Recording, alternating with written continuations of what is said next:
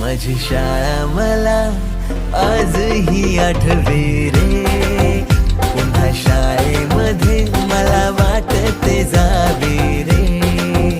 माझी शाळा मला आजही आठवे रे, पुन्हा शाळेमध्ये मला वाटते जावे रे. कारण आपल्या भारतीय संस्कृतीमध्ये गुड बाय म्हणण्याची पद्धत नाही, परत या म्हणण्याची पद्धत आहे, किंवा येतो असं म्हणून घरून बाहेर जायची पद्धत आहे. आणि विवेकानंद प्रतिष्ठानच्या या जवळपास 40 वर्षाच्या कालावधीमध्ये या शाळेमधून आत्ता तुम्ही जी बॅच जात आहात ना, ती 34वी बॅच आहे.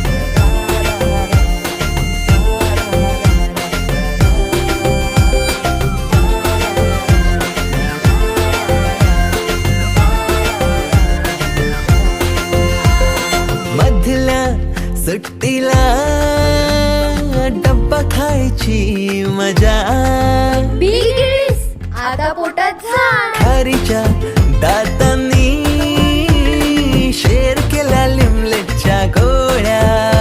कधी ग्राउंडवर मित्रांच्या वेड्या भलत्याच करामती.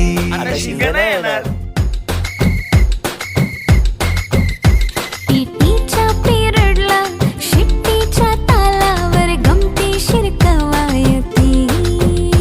मनावरती जशी बाकावरती साऱ्या कर्कटकाने कोरली नावे. शाळा सुटल्यावर उडती फुलपाखरांचे थवे. एकच सांगतो, स्वप्न नक्की पूर्ण होतात. शेवटी एकच सांगेन, स्वप्न नक्की पूर्ण होतात. तुम्ही खूप मोठे बना, पण त्यातून माणुसकी मोठी ठेवा. तुम्ही एक यश छोटं किंवा मोठं कधीच नसतं. एक चांगला माणूस बना.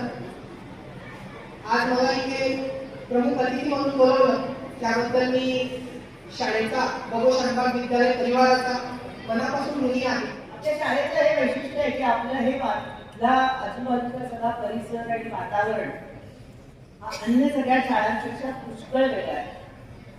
तुम्ही जे करता आहात, जे तुम्हाला येतंय त्याच्यामध्ये जेव्हा तुम्ही परफेक्ट व्हाल, जेव्हा तुम्ही पुढे जाल, त्यातून तुम्हाला आत्मविश्वास मिळेल आणि तो आत्मविश्वास तुम्हाला यशाकडे घेऊन जाईल. स्वतःच आनंदासाठी जेव्हा आपण जगू, स्वतःच्या आनंदासाठी चांगल्या मार्गाने, तेव्हा तुम्हाला यश मिळणारच आहे. ते पण यश.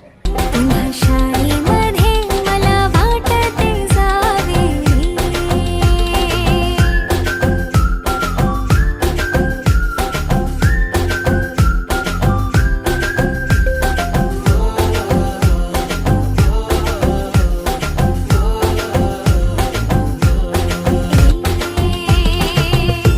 पिकनिकला रंगायची मुला मुलींची अंताक्षरी आणि सोबतीला असायची बटाट्याची भाजी आणि पुरी.